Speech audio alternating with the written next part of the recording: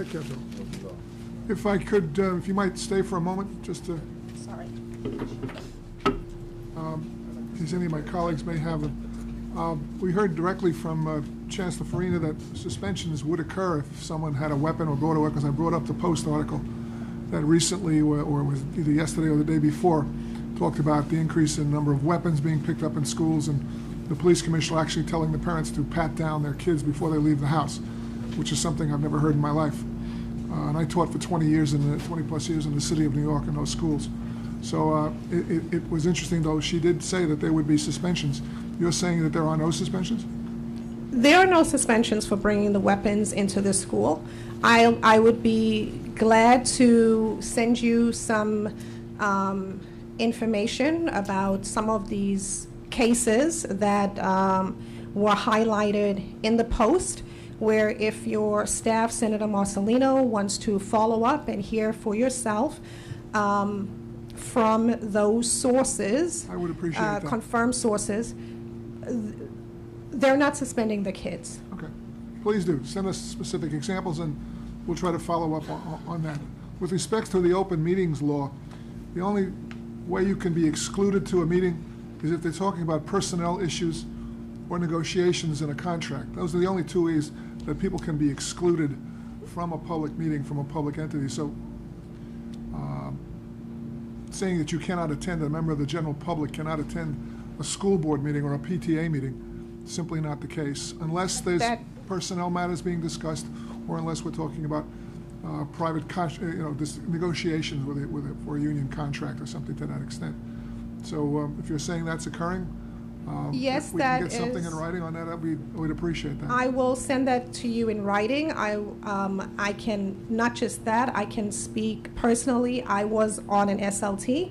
My SLT, after Carmen Farina put out this edict, started keeping the public out.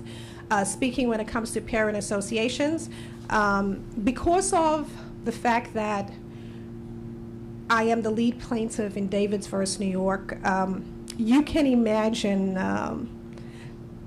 the pushback and the attacks that I have personally experienced, as well as our other plaintiffs.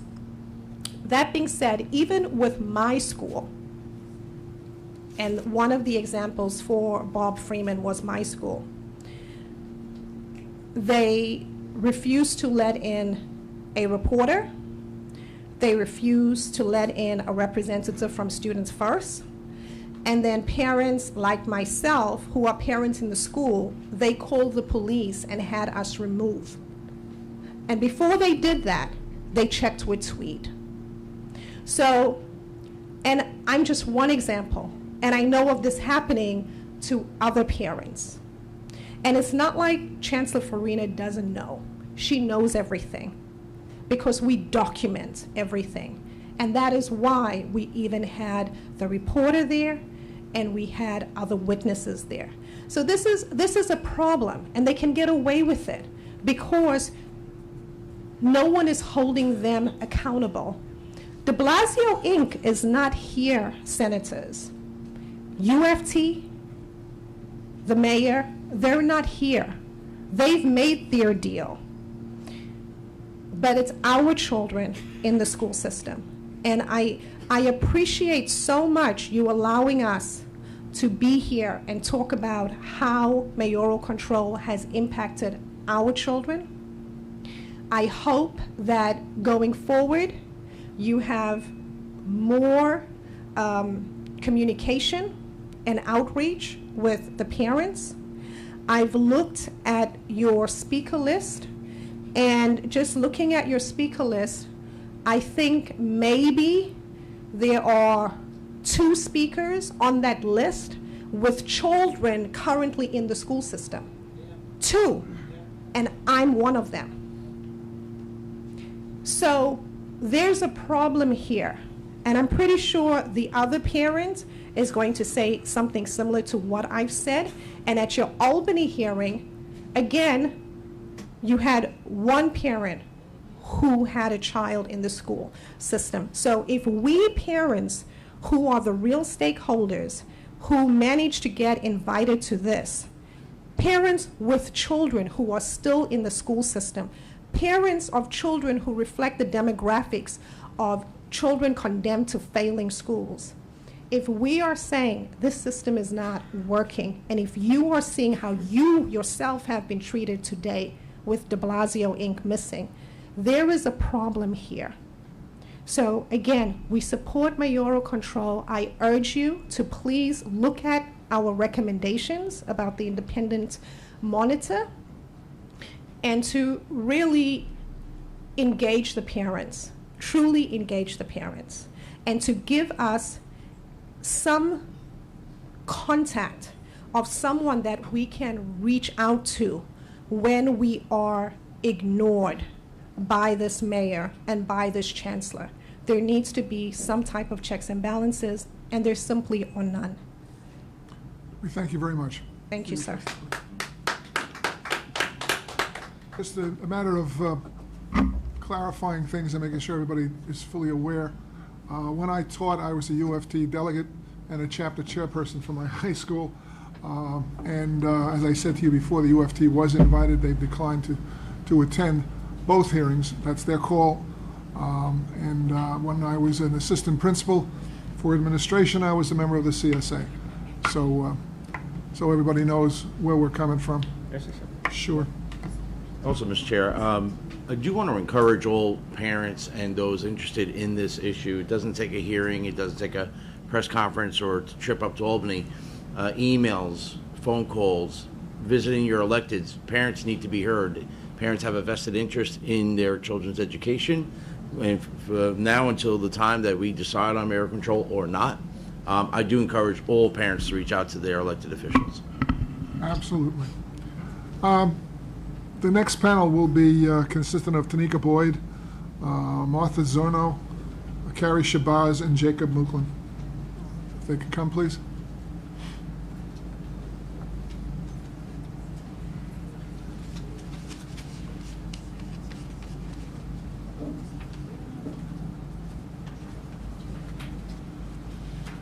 And as I said to you, the prior people, if you could summarize, it would be helpful since we have copies of your written testimony and that will be put into the record in its entirety. So you have no fear of that. Whoever's going to speak first.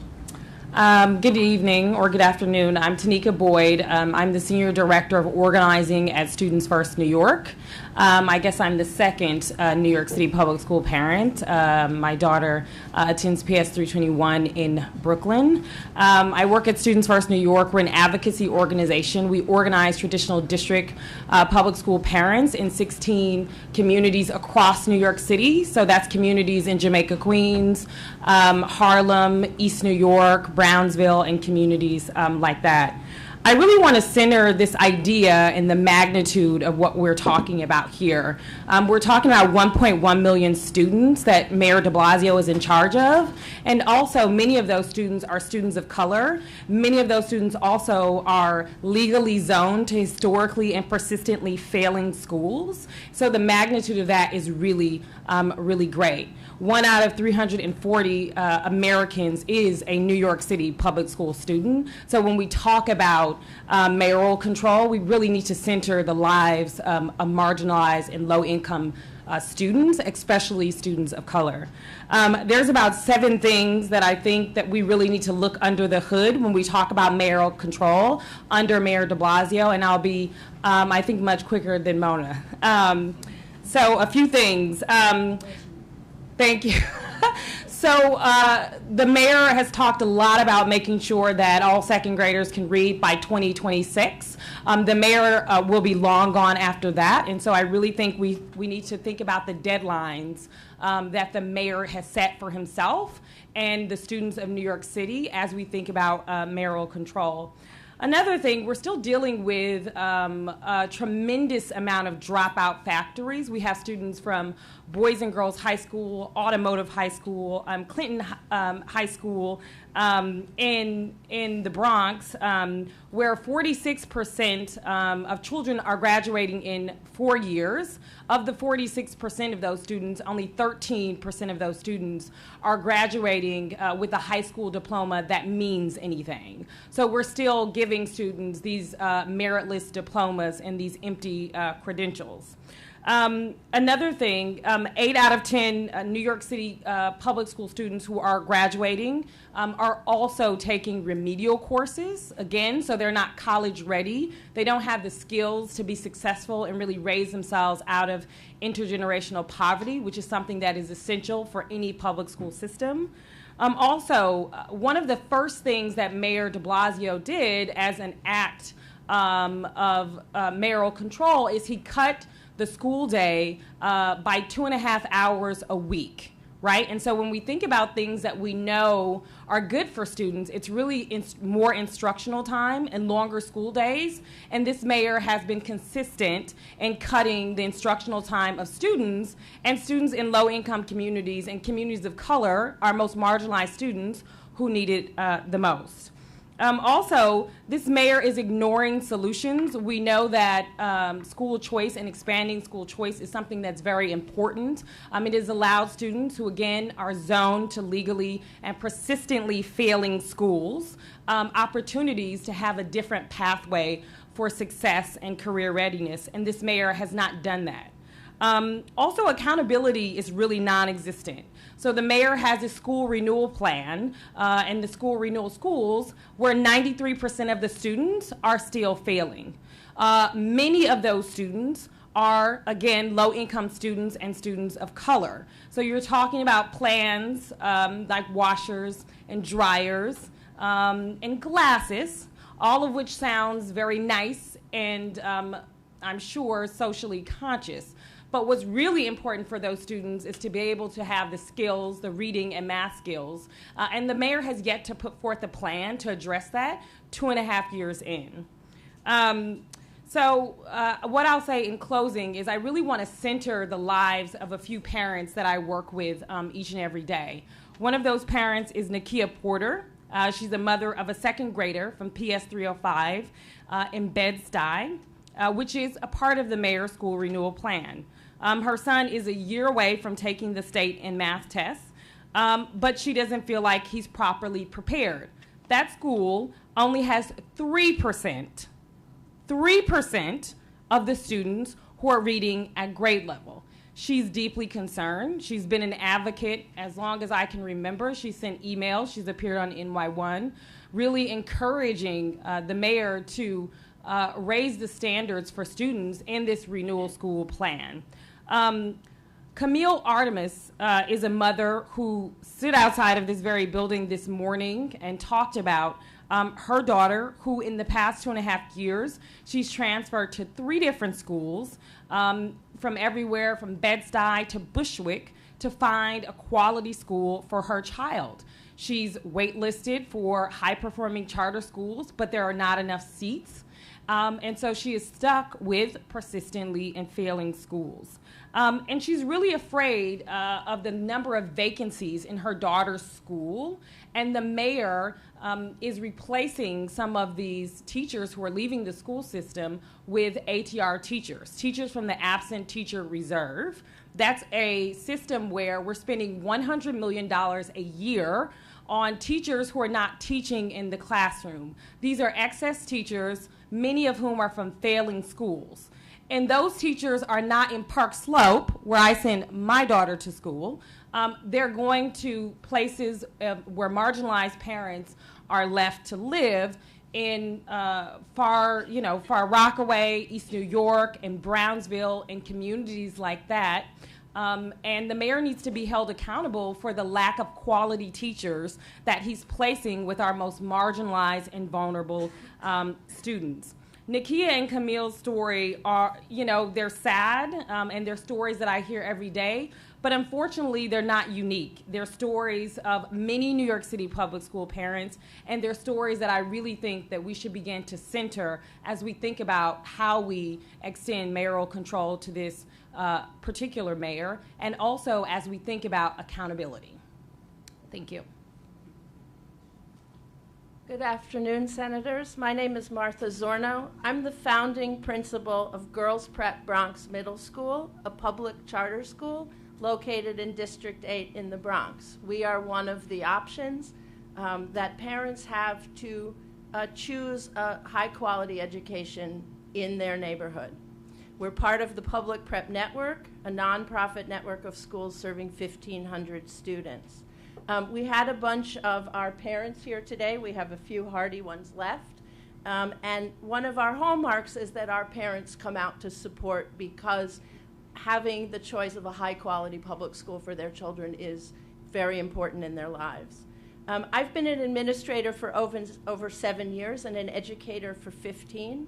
I started in the Bronx as a New York City teaching fellow, but after a few years in a struggling school, I left for public schools in Westchester to learn how to be a teacher. Most recently, I served as the tenured principal of Seven Bridges Middle School in Chappaqua for 4 years. But I left to run Girls Prep Bronx Middle School in 2014.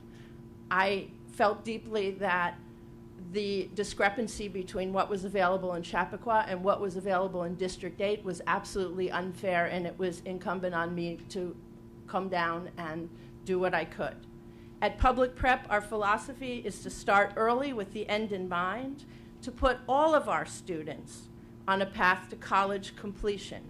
No remedial courses, go to high school ready to go. Our curriculum is as rich and strong as anything available in Westchester. We want to ensure that our students attain high levels of achievement across academic disciplines, but also in the arts, music, theater, dance, that they do original science, while also helping our students to develop the character skills and core values that they need to overcome the inevitable hurdles on the way to college. We serve students across New York City, but we're deeply proud to be part of a vibrant community in the South Bronx. We just finished our random lottery for the 2016-17 school year, and yes, we do, even in middle school, admit new students. There were 176 applications for 25 open seats. As proud as I am that so many families want to come, I'm horribly disappointed that we cannot meet the demand of the community to serve more children desperate for a quality public education in their neighborhood. We believe that your zip code should never determine the quality of your education.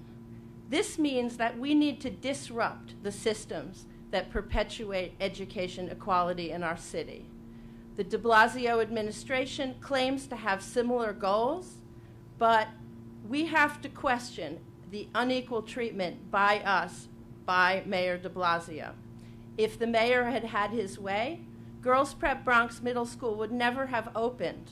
From the outset, he challenged our ability to co-locate with another public school, actually two. We fought this with our vibrant parent community, and we have gone on to build a collegial relationship with both the Zone Middle School and the District 75 School, with whom we share our building. Mayor de Blasio's unequal treatment did not stop at co-location.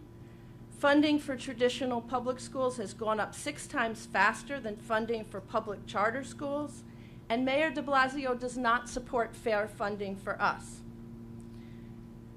While Chancellor Farina speaks about the importance of the arts, space is not available. You cannot run a band or a visual art program on a cart in a classroom, and yet there is no space to do that. Initially, our network was not given the opportunity to serve 4-year-olds in UPK, and we really had to fight for that. We were initially excluded from offering after-school programs for students in grade 6, And we had to fight to participate in that so that our students can have the rich range of enrichment opportunities after school in a safe place until 6 o'clock that they deserve. This fits a troubling pattern that public charter school leaders have encountered, in which the mayor claims to care deeply about providing programs and opportunities for all children, but then goes on to exclude our children from the same neighborhoods. This is a political choice by the mayor. He's influenced by status quo interests instead of New York parents and families. Today's hearing is about accountability. As a public school charter leader, this is something we are very familiar with. We have to justify our continued operation to our authorizers in a renewal process every 3 or 5 years, and we have annual accountability, and we think the mayor should face the same. This rigorous system accountability keeps us sharp, and we know that if we deviate from our mission, we lose the privilege of serving children. We believe that mayoral control is the correct policy, but the mayor really needs to face the same kind of rigorous accountability that our school face, with clear annual or more frequent milestones and metrics. When a mayor, any mayor, favors one type of public school student over another and faces no consequences, this problem must be addressed through hearings like this one. And you as state leaders can hold the mayor accountable, just as the state holds us accountable. I hope this committee will use today's hearing to force the mayor to be more accountable to the families of the South Bronx, desperate for a great public school, and have a more inclusive approach to meeting those families' needs. To do this, the mayor must be a leader who puts the needs of all public children first, including those who attend public charter schools. Thank you so much for having me here today. Let's switch.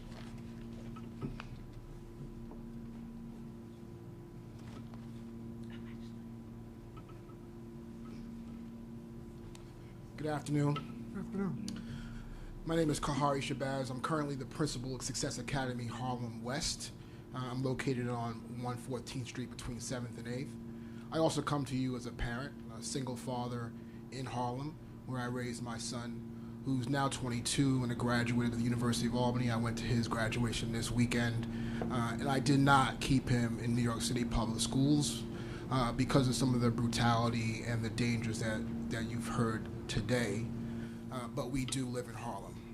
And like all public schools, we have our kids come to us through a random lottery. There's high demand for spaces in our school, at the high level, about 10 applications for every 1 seat. And we're here today to talk about how mayoral control sort of affects my school in very large ways. We do agree that mayoral control allows for efficiency, it allows for accountability, and we do believe that it provides for stability. However, it can be abused in many ways, as you heard today, specifically as it relates to success. Mayor de Blasio prevented some schools from co-locating. He rolled back promises, and as a result, our children were homeless and in search of a school. And as you can know, that is definitely emotionally harmful to children and families. As a principal, I need the resources to run my school. However, I get less than the public school counterparts, the traditional public school principals in my school, and we think that's unfair. We need to have a mayor who understands that all school principals, all schools need to have equitable funding, and the per pupil expenditures should be the same. When speaking about that, Mayor de Blasio in particular said that we do not support initiatives that take away from one group and gives to another. And that is very divisive and misleading, because that's not how it works. And instead of taking that opportunity to be for all children, he decided that he was going to be part of the machine that you've heard about today in terms of being connected to the UFT and not his own man.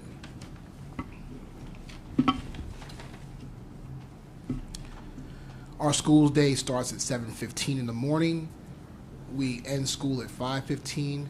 We have incredible curriculum where our children are getting a world-class education and to not get the same per pupil funding is rather disrespectful to our children and families. Mayoral control even impacts us in ways profoundly, as you heard earlier today, in terms of our discipline and in terms of school safety.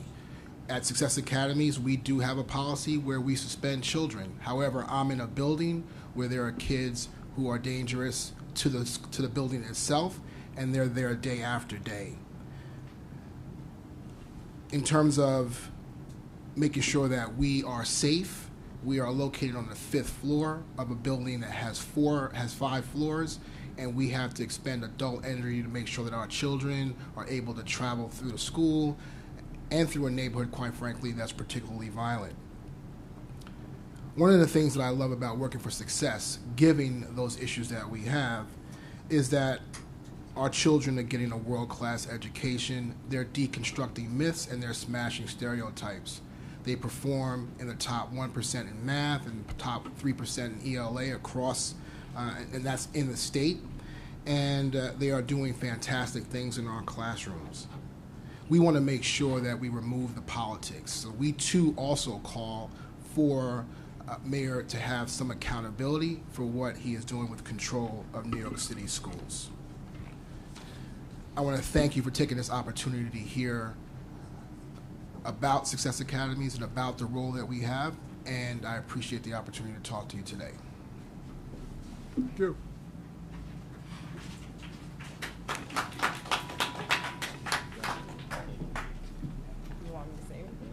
Next panel will be, Excuse me.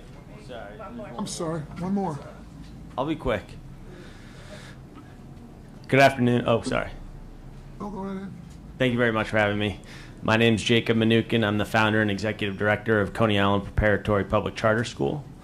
We serve almost 800 students across our elementary, middle, and high schools.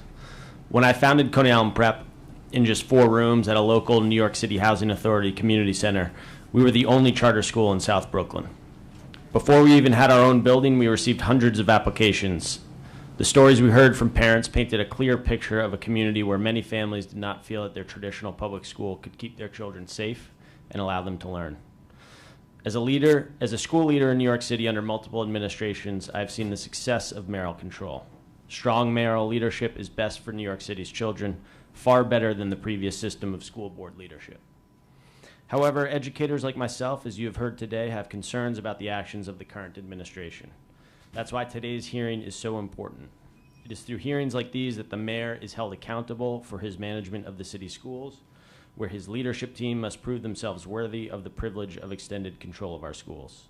It is unfortunate that the mayor did not attend the hearing today to hear these concerns. The current administration has consistently proven that it does not wish to treat all public school students equally.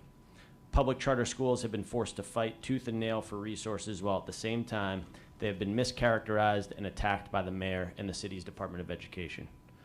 Coney Island Prep was forced into a combative relationship with the mayor and his allies for space for our students after his election. Since then, we've continued to struggle with the mayor's administration, which seems to believe that co-located charters owe extra rent money than traditional schools do not. Because of the mayor's attitude and divisive approach, the cooperative relationship the DOE used to have with charters has become a combative one. Together with parents, we have spoken out against the unfair treatment of our kids. Despite public outcry, the mayor and his administration have worked tirelessly to build roadblocks, slowing the growth of public charter schools. More than 8 times as many students applied for our kindergarten program than we have seats, almost 4 times as many for the 5th grade. New York families are desperate for the opportunity to choose charters. By reinforcing inequality in school resources, the mayor has not only limited opportunities for students, but he has also limited the opportunity for partnership between the administration and public charter school leaders. This division helps no one and hurts students most of all. Playing politics in this way has real consequences for students and families. As an educator, students are my greatest concern. All public school students deserve to be treated equally no matter what politics are at play. The mayor must address these inequalities present in the public school system of New York City. These hearings provide that opportunity. I do not wish to see control of the school system returned to a school board, but this administration and future administrations must prove themselves worthy of mayoral control by representing all children in our city. Thank you. Thank you. The next panel, Catherine Wild. Hope I'm pronouncing the names correctly. Marcus Winters.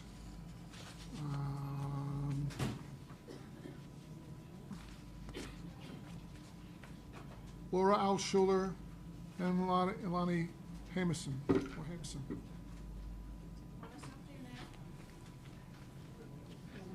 Come up and share the microphones. There's only 2 mics, but as they speak. But you're more than welcome to move a chair, sit it next to the table.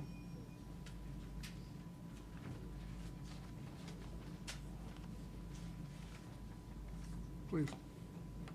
Thank you, Senators Marcelino and Adabo. Appreciate you taking the time to make this much focus on New York City schools.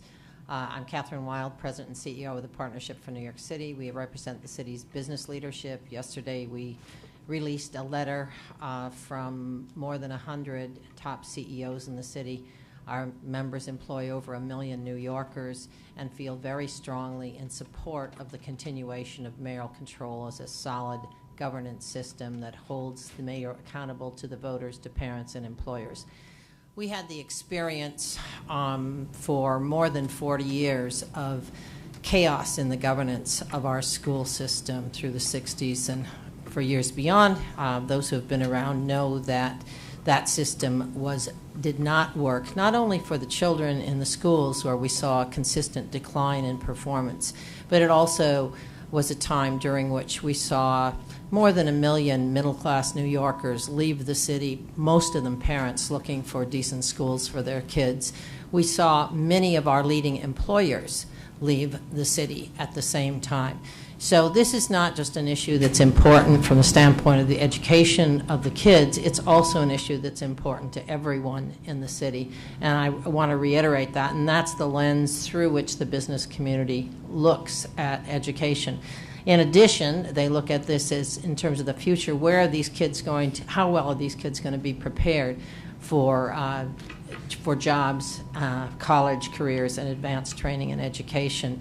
And we think, again, that mayoral control provides the basis for establishing strong partnerships. Between the 1968 and 2003, we basically opened no career and technical education programs, and it's only post-mayoral control there have been a real effort to engage employers in skills training and development. In fact, that area is being greatly expanded now, and we're very hopeful that that will continue to be another area that we can improve. The ability to employers to work efficiently with the school system, again, really depends on a good governance system, a solid governance system, and we think it's eminently clear that the current system is far better than anything that's gone before it. We're very concerned that regardless of who is mayor, regardless of who is chancellor, that there be a way that we can see who is responsible. Under the old system, no one was in charge. So that's basically our message. We feel very strongly on this subject. We have, over the years, been advocates for increased investment in the schools, for stronger school leadership, for charter schools, for school reform. We've been very active in Albany on all those topics, and this is one that we've been involved with for long before it was enacted, because the problems were obvious, and we worked with the legislature to craft the legislation that developed this, the system we have now. We strongly support its extension. Good afternoon. Thank you for the opportunity to testify on this important topic. My name is Marcus Winters. I'm an economist who studies education policy as a senior fellow at the Manhattan Institute and also as an associate professor in the College of Education in the University of Colorado in Colorado Springs. I've studied several aspects of New York City's public school system, including issues related to school choice and accountability in charter schools and accountability. I want to begin my remarks by saying, as you suggested to start with, that I do recommend extending mayoral control of the city's schools for a substantial period of time. I believe mayoral control in New York City has proven to be a far better system than what we had before. Put simply, a mayor is in a better position to lead and be held accountable for the performance of a major urban school system than is any other body. That said, my endorsement for mayoral control comes despite the fact that I'm a vocal critic of many of the policies of this current administration. That said, I do think that there are areas that this body should discuss with the mayor within the current conversation of mayoral control. I'm going to focus my testimony today on the issue of school accountability and what's happened with the accountability system in New York City. School assessment accountability system is extremely important to any urban system, especially one of the size, complexity, and importance of New York City's. The aspects of the accountability system represents the district's view of what makes for an effective school, and it provides the district with an opportunity to push its lowest performers to improve. Under the previous administration, the city schools were assessed according to student performance and growth on standardized tests, along with surveys of parents, teachers, and students. And at the end of this, they received a grade from A through F that assessed their overall performance on all these measures. Over time, the current administration has changed its accountability system in a way that has fundamentally altered the city's vision of what makes for an effective school. The first and most obvious change of the accountability system was the decision to end the practice of presenting each school with a letter grade. In fact, the current system doesn't provide a summary measure of the school's overall performance at all. That decision to eliminate the summary letter grade was made despite empirical evidence that schools that received a failing grade under the prior system made substantial improvements the following year. That was the finding of some of my work with my colleague Joshua Cowan at Michigan State University, and by economist Jonah Rockoff at Columbia, and Leslie Turner, who's now at the University of Maryland. In our paper, we also show that the improvements that came from the F grades stuck with the kids a couple of years later, suggesting that they were real gains made by the students, not caused by testing manipulation. In a forthcoming report, I returned to the issue of New York City's school grading system. And what my analysis shows is that the test score improvements following the F grade that we saw early in the policy was still detectable the last year the grades were given. So there was still a positive effect from the policy that was going on. And then what I further show is that this effect dissipated immediately following removal of the summary letter grades. So basically what we're seeing is that there was a positive treatment effect. The F grades were working to make the worst schools better. Once those F grades were gone, that positive treatment went away. To a great degree, New York City's prior accountability system met many of the criteria that we need of an effective accountability system. Schools were ranked according to a well-understood grading system. The results were widely reported. And what we saw from research is that policy was working to help the system's worst schools to improve.